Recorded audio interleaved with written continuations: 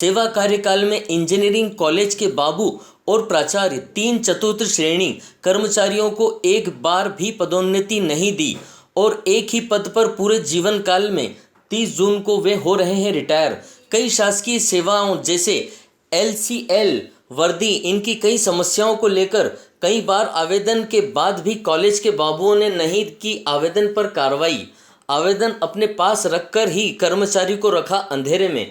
कई बार कहने पर भी झूठा आश्वासन देते रहे, हमने आवेदन आगे पहुंचा दिया है, लेकिन बाबू ने इनके आवेदन पर कोई कार्रवाई नहीं की, ना ही इनकी पदोन्नति में सहयोग किया। शासन के नियमानुसार भी इन्हें किसी प्रकार की कोई सुविधाएं नहीं।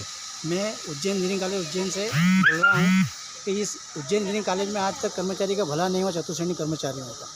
इसके बाद भोपाल से अगर लिखा भी आता है तो कर्मचारी की जो आदेश आते हैं उसको दबा के ये रख लेते हैं और बोलते हैं कि आज करेंगे कल करेंगे। और बाकी 1.5 साल से मैं यहाँ आया हूँ भोपाल से, लेकिन आज तक कोई कार्रवाई नहीं हुई है कर्मचारी के हित में। प्रिंसिपल साहब का क्या कहना है?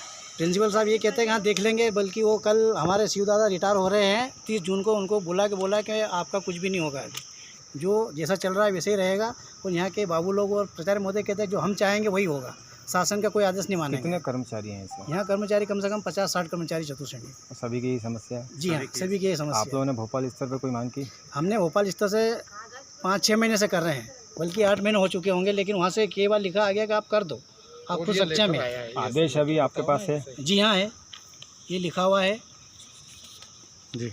उसके बावजूद ये करने को तैयार नहीं है। सिर्फ यहाँ बाबू लोग हैं ऑफिस के अंदर, वो प्राचार्य महोदय को बोल देते, प्राचार्य महोदय उसको टाल मटोल कर देते। मतलब माना जाए कि यहाँ पर सब बाबू लोग अपने मनमानी करते हैं? जी हाँ, मनमानी और अपने ही स्तर से कॉलेज चलाते, बोले हम किसी की नहीं सुनेंगे।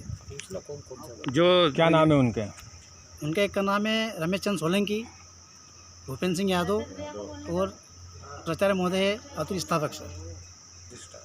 आपका नाम क्या है? मेरा नाम हेमराज घावरी। भोपाल से मानव आयोग से कई बार लिखा आ गया, 2 बार लेटर आ गए, अपने संचालक महोदय ने लिख के दे दिया कि इनका आप अपने स्तर से कर सकते हैं, आप सक्षम है, आपने इनकी नियुक्ति करी है, लेकिन ये करने को तैयार नहीं है। 80 के लेटर मांग रहे हैं, जब किसी की पैदाइश ही नहीं है तो आज तक 80 के लेटर तो अब हमें मिलेगा नहीं। चाहे तो ये लेटर मंगा सकते हैं और ये कर सकते हैं।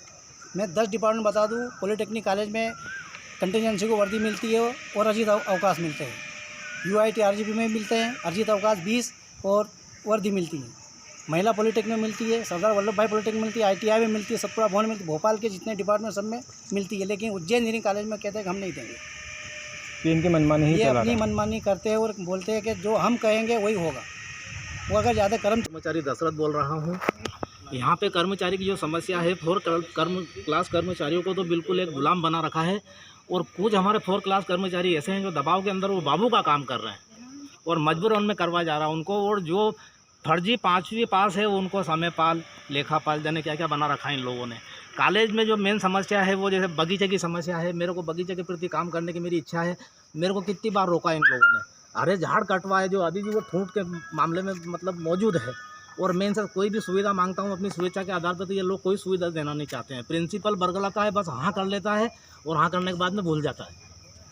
ये मशीनें जो वो इन लोगों के काम के लिए मतलब इनको तत्काल मिल जाती है। और मैं जैसे ही बोलता हूँ कि सर मेरे को थोड़ा सा कुछ काम है कि कोई आम का झाड़ है या कुछ